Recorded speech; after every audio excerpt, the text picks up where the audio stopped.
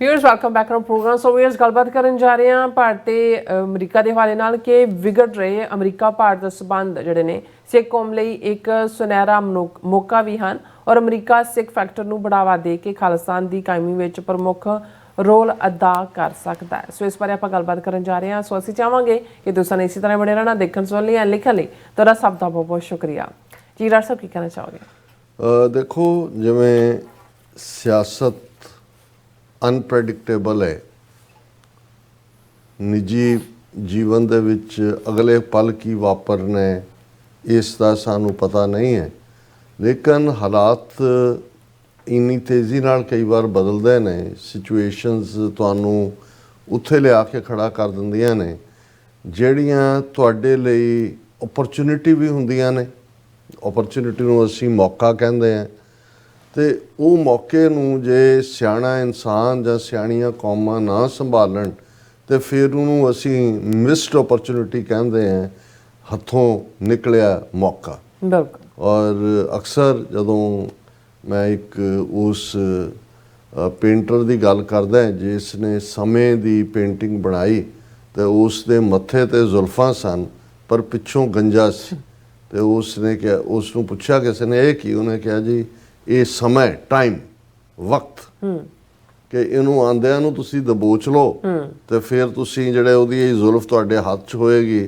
ਤੇ ਤੁਸੀਂ ਜਿਹੜਾ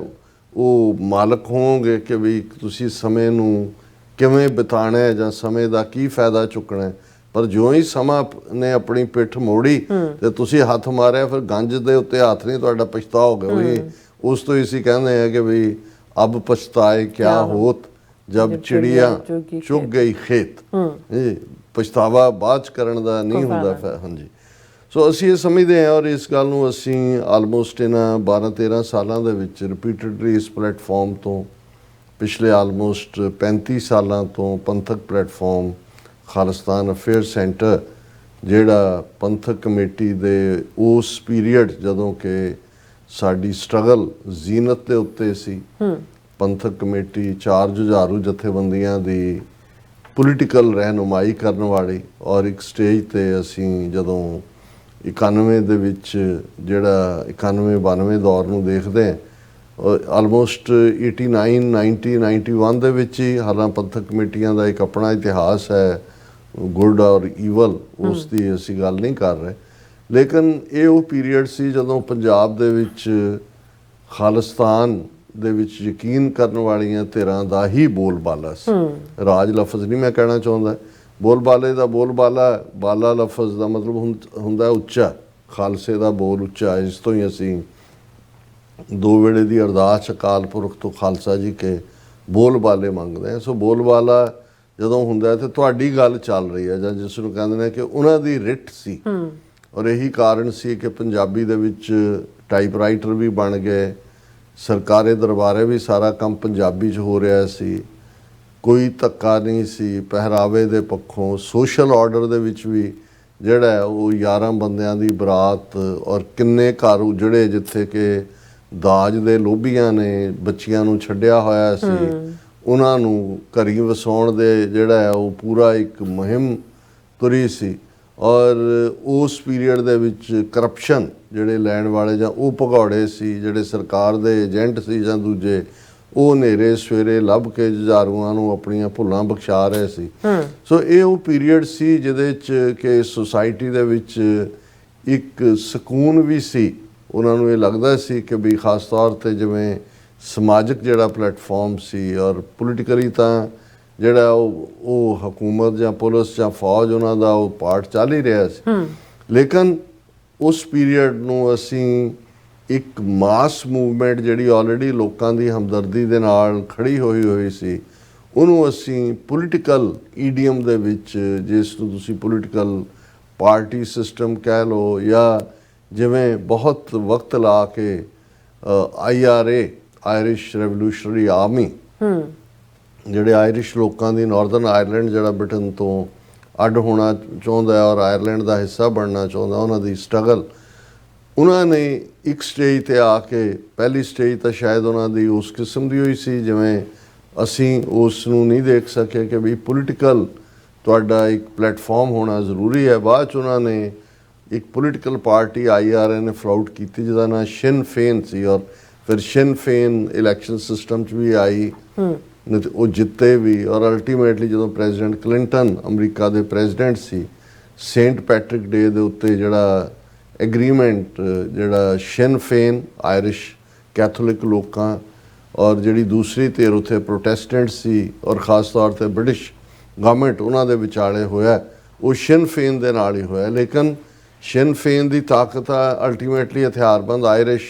ਰਿਪਬਲਿਕਨ ਆਰਮੀ 'ਚੋਂ ਸੀ, ਜਿਹੜੇ ਐਟ ਵਿਲ ਜਿੱਥੇ ਮਰਜ਼ੀ ਨਿਸ਼ਾਨਾ ਬਣਾ ਸਕਦੇ ਸੀ। ਔਰ ਕਿਸੇ ਵੀ ਗਿਵਨ ਟਾਈਮ 'ਚ ਜਿਹੜੇ IRA ਦੇ ਨੋਨ ਬੰਦੇ ਨੇ ਉਹਨਾਂ ਦੀ ਗਿਣਤੀ 2 ਤੋਂ 3 ਦਰਜਨ ਸੀ ਮੈਕਸਿਮਮ। ਹੁਣ ਜੇ ਅਸੀਂ ਆਪਣੇ ਸੰਘਰਸ਼ ਦੇ ਨਾਲ ਕੰਪੇਅਰ ਕਰੀਏ ਤੇ ਸਾਡੇ ਕੋਲ ਹਜ਼ਾਰਾਂ ਦੀ ਗਿਣਤੀ ਦੇ ਵਿੱਚ ਐਟ ਵਨ ਸਟੇਜ ਜਿਹੜੇ ਨੇ ਉਹ ਫਾਈਟਰ ਸਨ, ਭਾਵੇਂ ਛੋਟੀ ਹਲਕੀ ਉਮਰ ਦੇ 16 ਸਾਲ ਦੇ ਨੌਜਵਾਨ ਵੀ ਫੀਲਡ ਦੇ ਵਿੱਚ ਆਏ। ਔਰ ਸਾਡੀ ਰਿਟ ਵੀ ਪੰਜਾਬ ਦੇ ਵਿੱਚ ਸਾਡਾ ਬੋਲਬਾਲਾ ਸੀ ਪੰਥ ਪ੍ਰਸਤ ਧਿਰਾਂ ਦਾ। ਉਸ ਪੀਰੀਅਡ 'ਚ ਅਸੀਂ ਕੋਈ ਪੋਲੀਟੀਕਲ ਫਰੰਟ ਜਿਹੜਾ ਹੈ ਉਹ ਨਹੀਂ ਫਲੋਟ ਕਰ ਸਕੇ। ਰਾਦਰ ਸਿੱਧੀ ਗੱਲ ਜਿਹੜੀ ਹੈ ਉਹ ਅਸੀਂ ਸਮਝਦੇ ਸੀ ਕਿ ਬਈ ਅਸੀਂ ਉਸ ਜ਼ੋਰ ਦੇ ਨਾਲ ਹੀ ਜਿਹੜਾ ਹੈ ਬੰਦੂਕ ਦੀ ਨੋਕ ਤੇ ਕਹਿ ਲਓ ਜਾਂ ਹਥਿਆਰਬੰਦ ਸੰਘਰਸ਼ ਨਾਲ ਕਹਿ ਲਓ ਸਰਕਾਰ ਨੂੰ ਖਾਲਿਸਤਾਨ ਦੇਣ ਦੇ ਲਈ ਮਜਬੂਰ ਕਰਾਂਗੇ, ਮਜਬੂਰ ਕਰ ਸਕਦੇ ਹਾਂ ਜਾਂ ਮਜਬੂਰ ਕਰ ਰਹੇ ਸੀ। ਪਰ ਹਕੀਕਤ ਦੇ ਵਿੱਚ ਜਦੋਂ ਹੁਣ ਅਸੀਂ ਵੀ ਉਹਨਾਂ ਉਮਰਾਂ ਦੇ ਵਿੱਚ ਇਵੇਂ ਹੀ ਸੋਚਦੇ ਸੀ, ਇੱਕ ਵੱਡਾ ਤਬਕਾ ਹਾਲਾਂ ਕੁਝ ਸਿਆਣਿਆਂ ਨੇ ਜੇ ਕੁਝ ਕਹਿਣ ਦੀ ਕੋਸ਼ਿਸ਼ ਕੀਤੀ ਵੀ ਹੋਏਗੀ ਤੇ ਉਸ ਨੂੰ ਸੁਣਨ ਵਾਲੇ ਜਾਂ ਸਮਝਣ ਵਾਲੇ ਨਹੀਂ ਸੀ, ਕਿਉਂਕਿ ਜਦੋਂ ਤੁਹਾਨੂੰ ਜਿਵੇਂ ਜਿੱਤ ਹਾਸਲ ਹੋ ਰਹੀ ਹੁੰਦੀ ਹੈ ਉਹ ਜਿਵੇਂ ਕਿਸੇ ਸਿਆਣੇ ਦਾ ਕਹਿਣਾ ਹੈ ਵੀ ਡਿਫੀਟ ਹੈਂਡਲ ਹੋ ਜਾਂਦੀ ਹੈ। ਡਿਫੀਟ ਤੁਸੀਂ ਬੈਠ ਕੇ ਅਗੇਨ ਜਿੱਤ ਨੂੰ ਹੈਂਡਲ ਕਰਨਾ ਬੜਾ ਔਖਾ ਹੁੰਦਾ। ਜਦੋਂ ਤੁਸੀਂ ਜਿੱਤ ਰਹੇ ਹੁੰਦੇ ਹੋ ਉਦੋਂ ਤੁਸੀਂ ਜਿਹੜਾ ਉਹਦਾ ਦੂਸਰਾ ਪਾਸਾ ਸੋਚ ਨਹੀਂ ਰਹੇ ਹੁੰਦੇ ਕਿ ਨੈਗੇਟਿਵ ਕੀ ਹੋ ਸਕਦਾ। ਮੈਂ ਇਹ ਪਿਛੋਕੜ ਸਾਰਾ ਇਸ ਲਈ ਦਿੱਤਾ ਹੈ ਕਿ ਵੀ ਇੱਕ 47 ਦੇ ਦੌਰ ਦਾ ਮੌਕਾ ਸੀ, ਉਸ ਦੀ ਮੈਂ ਗੱਲ ਨਹੀਂ ਕਰਾਂਗਾ ਕਿਉਂਕਿ ਉਸ ਬਾਰੇ ਤਾਂ ਇੰਨਾ ਕੁਝ ਕਿਹਾ ਜਾ ਰਿਹਾ ਹੈ ਜਾਂ ਕਿਹਾ ਗਿਆ ਹੈ, ਅਸੀਂ ਵੀ ਕਿਹਾ ਕਿ ਵੀ ਉਹ ਤਾਂ ਇੱਕੋ ਹੀ, ਜਿਵੇਂ ਉਸ ਉਰਦੂ ਦੇ ਕਪਲੇਟ 'ਚ ਮੈਂ ਬਿਆਨਦਾ ਕਿ वो वक्त भी देखा तारीख की घड़ियों ने जब लम्हों ने खता की सदियों ने सजा पाई। ਜਿਹੜੀ ਸੈਕਿੰਡਾਂ ਦੀ ਗਲਤੀ ਹੈ ਉਹ ਤੁਹਾਨੂੰ ਕੋਹਾਂ ਤੇ ਸਦੀਆਂ ਦੇ ਜਿਹੜੇ ਜ਼ਬਰ ਸਹਿਣ ਦੇ ਵੱਲ ਧੱਕ ਦਿੰਦੀ ਹੈ। ਉਹ ਅਸੀਂ 77 ਸਾਲ ਤੋਂ ਉਸ ਜ਼ਬਰ ਨੂੰ ਸਹਿ ਰਹੇ।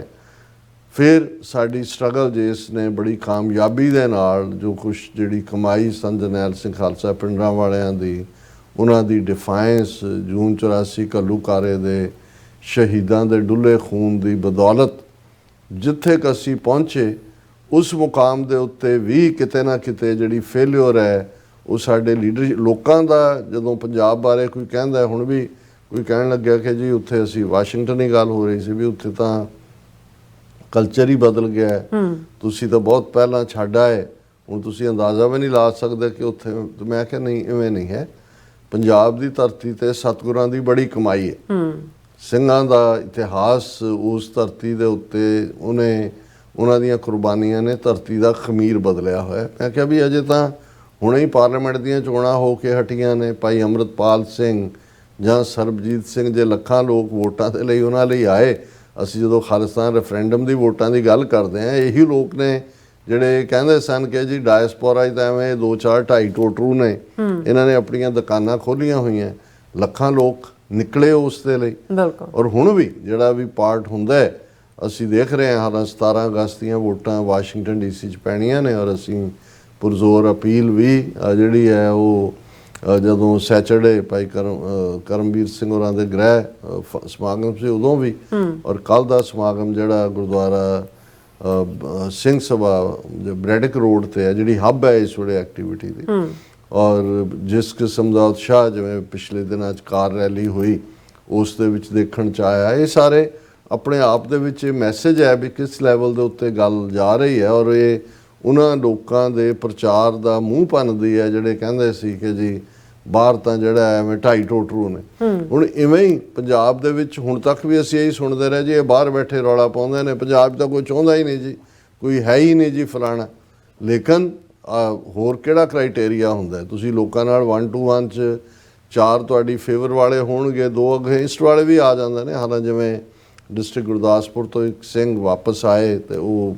ਉਸ ਪਰਿਵਾਰਕ ਸਮਾਗਮ ਦੇ ਵਿੱਚ ਉਹਨਾਂ ਨੂੰ ਮੈਂ ਪੁੱਛਿਆ ਜੀ ਪੰਜਾਬ ਦਾ ਕੀ ਹਾਲ ਹੈ, ਤੇ ਉਹ ਕਹਿਣ ਲੱਗਿਆ ਜੀ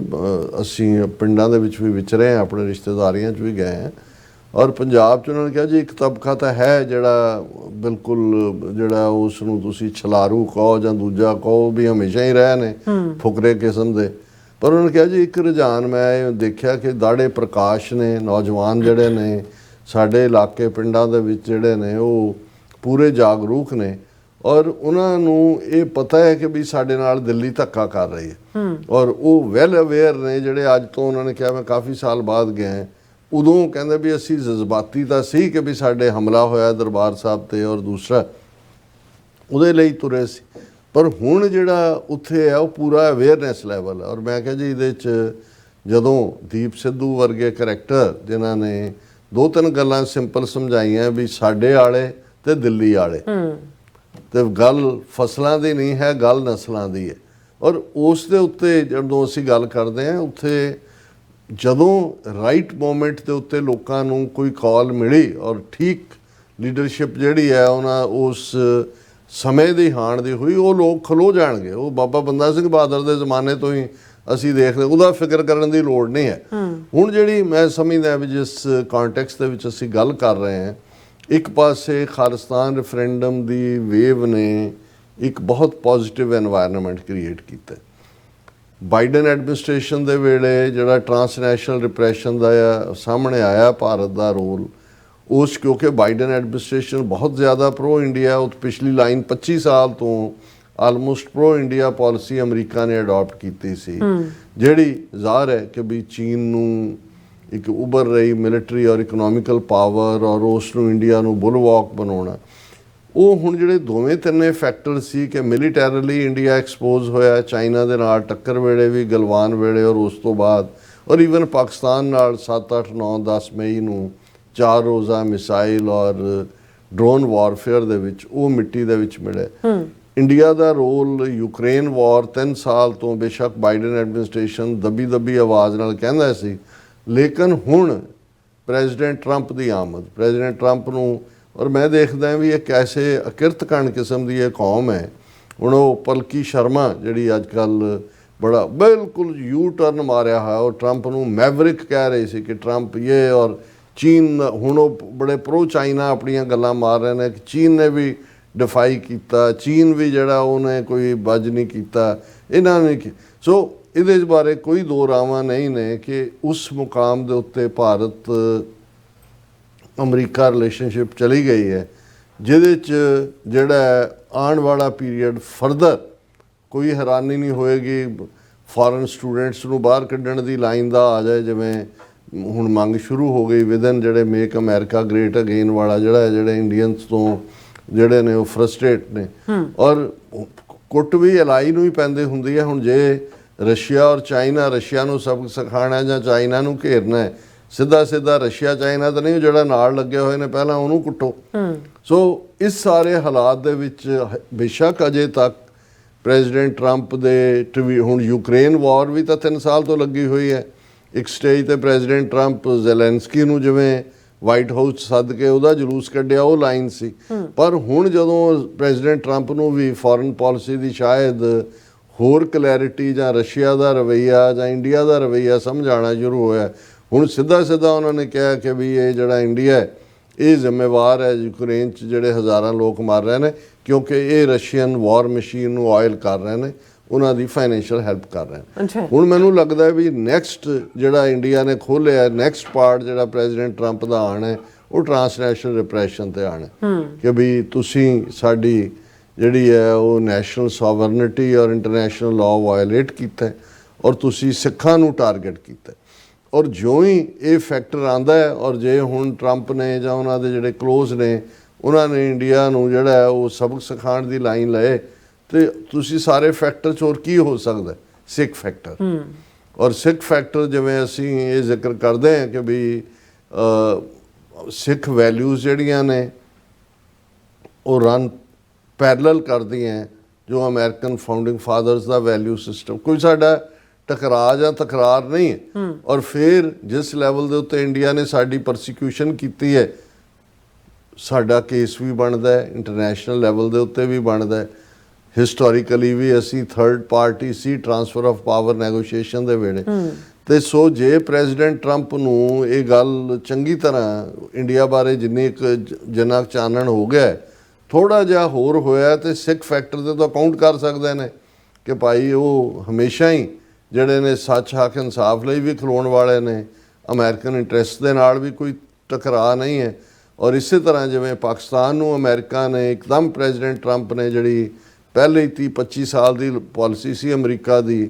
ਇੰਡੀਆ ਦੇ ਨਾਲੋਂ ਡੀਹਾਈਫਨੇਟ ਕਰਨ ਦੀ, ਉਹਨੂੰ ਬਿਲਕੁਲ ਬਦਲ ਕੇ ਪਾਕਿਸਤਾਨ ਮਿੱਤਰ ਪਿਆਰਾ ਮੁਲਕ ਹੈ ਹੁਣ ਅਮਰੀਕਾ ਦਾ, ਔਰ ਉਸ ਦੇ ਨਾਲ ਜਿਹੜਾ ਉਹ ਟ੍ਰੇਡ ਡੀਲ ਵੀ ਸਾਈਨ ਹੋ ਗਈ। ਔਰ ਉਹਨਾਂ ਨੇ ਕਿਹਾ ਕਿ ਜਿਹੜਾ ਰਿਚ ਵਾਸਟ ਆਇਲ ਰਿਜ਼ਰਵਸ ਨੇ ਉਹਨੂੰ ਵੀ ਐਕਸਪਲੋਰ ਕਰਨਾ ਹੈ। ਔਰ ਪਾਕਿਸਤਾਨ ਨੇ ਪ੍ਰੈਜ਼ੀਡੈਂਟ ਟਰੰਪ ਨੂੰ ਨੋਬਲ ਪੀਸ ਪ੍ਰਾਈਜ਼ ਲਈ ਵੀ ਨੋਮੀਨੇਟ ਕਰ ਦਿੱਤਾ। ਅੱਛਾ, ਸੋ ਮੈਂ ਸਮਝਦਾ ਹਾਂ ਵੀ ਪਾਕਿਸਤਾਨ ਔਰ ਖਾਲਿਸਤਾਨ ਦੋ ਮੁਲਕ ਜਿਹੜੇ ਨੇ ਨਾਲ ਇਹ ਜਿਹੜੇ ਨੇ ਇਸ ਗੱਲ ਦੀ ਗਾਰੰਟੀ ਵੀ ਹੋਣਗੇ ਕਿ ਵੀ ਇਹ ਜਿਹੜਾ ਇੰਡੀਆ ਵੱਲ ਜਿਹੜਾ ਕਮਿਊਨਿਜ਼ਮ ਦਾ ਐਕਸਪੈਂਸ਼ਨ ਰਿਹਾ ਹੈ, ਜਿਹੜਾ ਇਹਨਾਂ ਦਾ ਸ਼ੁਰੂ ਤੋਂ ਹੀ ਸੋਵੀਅਤ ਯੂਨੀਅਨ ਫਿਰ ਰਸ਼ੀਆ ਦੇ ਨਾਲ, ਉਹਨੂੰ ਵੀ ਇਹੀ ਫੈਕਟਰ ਚੈੱਕ ਕਰ ਸਕਦਾ। ਔਰ ਮੈਂ ਸਮਝਦਾ ਵੀ ਸਾਡੇ ਲਈ ਵੀ ਓਪਰਚੁਨਿਟੀ ਹੋਏਗੀ ਔਰ ਇਸ ਦਾ ਇੱਕ ਸਾਡੇ ਕੋਲ ਮੌਕਾ ਜਿਹੜਾ 17 ਅਗਸਤ ਹੈ, ਕਿਉਂਕਿ ਮਾਲ ਦੇ ਉੱਤੇ ਹੀ ਵਾਈਟ ਹਾਊਸ ਦੇ ਸਾਹਮਣੇ ਜਿਹੜਾ ਖੁੱਲ੍ਹਾ ਸਾਰਾ ਪਾਰਟ ਹੈ, ਉੱਥੇ ਹੀ ਜਿਹੜੀ ਹੈ ਪਹਿਲਾਂ ਰੈਲੀ ਹੈ ਜਿਸ 'ਚ God bless America, God bless Trump, ਇਸ ਦੇ ਥੱਲੇ ਜਿਹੜਾ ਮੈਸੇਜ ਵੀ ਸਿੱਖਾਂ ਦਾ ਇਹ ਜਾਣਾ ਔਰ ਫਿਰ ਵੋਟਿੰਗ ਹੋਣੀ ਹੈ। ਸੋ ਮੈਂ ਸਮਝਦਾ ਵੀ ਇਨ ਗੁੱਡ ਨੰਬਰ ਗੁੱਡ ਸਟਰੈਂਥ, ਇਹਦੇ ਬਾਵਜੂਦ ਮਤਭੇਦ, ਕਿਸ ਦਾ ਕੀ ਰਵੱਈਆ ਵਰਤਾਰਾ, ਕੌਣ ਬਾਲ ਨੂੰ ਲੈ, ਇਹ ਸਾਰਿਆਂ ਨੂੰ ਇਸ ਵੇਲੇ ਪਾਸੇ ਰੱਖਣ ਦੀ ਲੋੜ ਹੈ, ਕਿਉਂਕਿ ਜਿਹੜੀ ਓਪਰਚੁਨਿਟੀ ਹੈ ਉਹ ਸਾਡੇ ਪੈਰਾਂ ਦੇ ਵਿੱਚ ਆ ਕੇ ਇੱਕ ਵਾਰ ਫੇਰ ਦਸਤਕ ਦੇ ਰਹੀ ਹੈ ਸਾਡੇ ਦਰਵਾਜ਼ੇ ਤੇ ਆ ਕੇ। ਔਰ ਇੱਕ ਨਿੱਕੀ ਜਿਹੀ ਟਰਨ ਪ੍ਰੈਜ਼ੀਡੈਂਟ ਟਰੰਪ, ਕਿਉਂਕਿ ਇਹਦੇ 'ਚ ਤਾਂ ਕੋਈ ਸ਼ੱਕ ਨਹੀਂ ਹੈ ਕਿ ਉਹਨਾਂ ਨੇ ਅਮਰੀਕਨ ਇੰਟਰਸਟ ਦੇਖਣਾ ਹੈ। ਸੋ ਇਹ ਹੁਣ ਸਾਡਾ ਕੰਮ ਹੈ ਕਿ ਵੀ ਅਸੀਂ ਅਮਰੀਕਨਾਂ ਨੂੰ, ਪਾਲਿਸੀ ਮੇਕਰਸ ਨੂੰ ਸਮਝਾਈਏ ਕਿ ਖਾਲਿਸਤਾਨ ਦੀ ਕਾਇਮੀ ਕਿਵੇਂ ਅਮਰੀਕਨ ਇੰਟਰਸਟ 'ਚ ਹੈ ਔਰ ਸਿੱਖ ਫੈਕਟਰ ਕਿੰਨਾ ਅਹਿਮ ਫੈਕਟਰ ਹੈ ਉਸ ਖਿੱਤੇ ਦੇ ਵਿੱਚ। ਜੀ ਡਾਕਟਰ ਸਾਹਿਬ ਤੁਹਾਡਾ ਬਹੁਤ ਬਹੁਤ ਸ਼ੁਕਰੀਆ। ਸਤਨਾਮ ਬ੍ਰੇਕ ਵਿਊਅਰਸ, ਤੁਸੀਂ ਇਸੇ ਤਰ੍ਹਾਂ ਬੜੇ ਰਹਿਣਾ, ਮਿਲਦੇ ਹਾਂ ਛੋਟੇ ਜਿਹੇ ਵਕਫੇ ਤੋਂ ਬਾਅਦ।